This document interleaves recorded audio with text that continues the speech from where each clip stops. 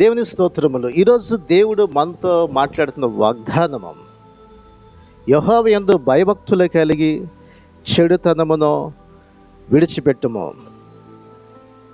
సామెతల గ్రంథం 3:7 మనం చూస్తే, యెహోవా యందు భయభక్తులు కలిగి చెడుతనాన్ని విడిచిపెట్టుము. 8 అప్పుడు నీ దేహమునకు ఆరోగ్యం, నీ ఎముకలకు సత్తువ కలుగును. నీ దేహమునకు ఆరోగ్యం, నీ ఎముకలకు సత్తువ. దేవుడు ఈ రోజున చెడుతనమును విడిచిపెట్టమన్నాడు. దేవుని యందు భయభక్తులు కలిగి ఉంటే చెడుతనం విడిచిపెడతావు. అందుకని యోబు గురించి రాయబడింది, యెహోవా యందు భయభక్తులు కలిగి భయభక్తులు కలిగినటువంటి వాడై ఉన్నాడు. ఆయన మరి చెడుతనాన్ని విసర్జించినటువంటి వాడు. కాబట్టి యోబునే దేవుడు బహుగా దీవించినాడు. ఈరోజు నా ప్రియ సహోదరుడా, సహోదరి, చెడు అనేది మన జీవితాన్ని ఎంతో నష్టపరుస్తుంది. మనం తినే ఆహారంలో అది కనుక కల్తీ ఆహారం తిన్నా అది మన దేహాన్ని ఎంతో పాడు చేస్తుంది. అలాగే చెడు వ్యసనాలకి, త్రాగుడికి అలవాటు పడిపోయావా, గుట్కాలు కనబడి, అలాగే ఈ చెడు పాడు చేసేటువంటి ఏదైనప్పుడు కూడా అది నీ దేహాన్ని ఎంతో పాడు చేస్తుంది. దేవుడు మనకి విలువైన దేహాన్ని ఇచ్చినాడు. ఆయన విలువైన జీవితాన్ని దేవుడు మనకి ఇచ్చినాడు.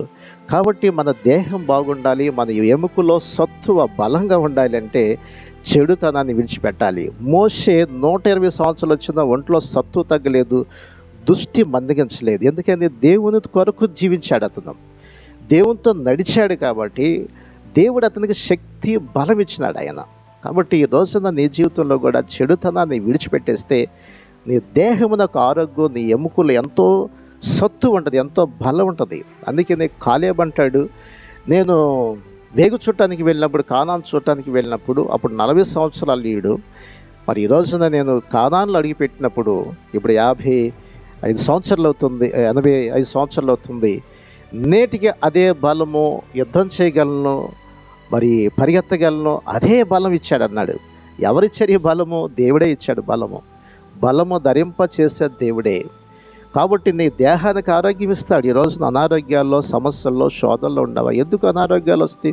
కొన్నిసార్లు మన అవిధేయతల వల్ల వచ్చే రోగాలుండి, కొన్నిసార్లు దేవుడు ఎలా చేస్తే వచ్చేయండి. కానీ ఎక్కువ శాతము పాపం వల్ల, అపవిత్రత వల్ల, చెడు వల్ల ఎక్కువగా అనారోగ్యాలు పాలై జీవితాన్ని పాడైపోతా ఉండి. కాబట్టి ఈ రోజున దేవుడు నీకు ఆరోగ్యాన్ని, దేవుడు సత్తువుని బలం ఇస్తున్నాడు ఆయన. ఎందుకంటే యెహోవా యందు భయభక్తులు కలిగి ఉంటాం, అది నీ చెడుతనాన్ని విసర్జించడం ద్వారా వచ్చే ఆశీర్వాదం. కాబట్టి దేవుని విడిచిపెట్టవాకు, దేవుని సన్ని విడిచిపెట్టవాకు, చెడును, అపవిత్రతను విడిచిపెట్టేసే ప్రభు కొరకు నువ్వు జీవించు. నీ హృదయంలో దేనికి తావేయడానికి ఇష్టపడవాకు. ప్రభు యందు విశ్వాసించినట్లయితే నీ దేహానికి ఎంతో ఆరోగ్యం. అందుకే 5వ వచనం కూడా అంటాడు, నీ సబుద్ధిని ఆధారం చేసుకోక నీ పూర్ణ హృదయముతో యెహోవా యందు నమ్మికుంచుము, నీ ప్రవర్తన అంతటి యందు ఆయనకి అధికారం ఒప్పుకొనుము.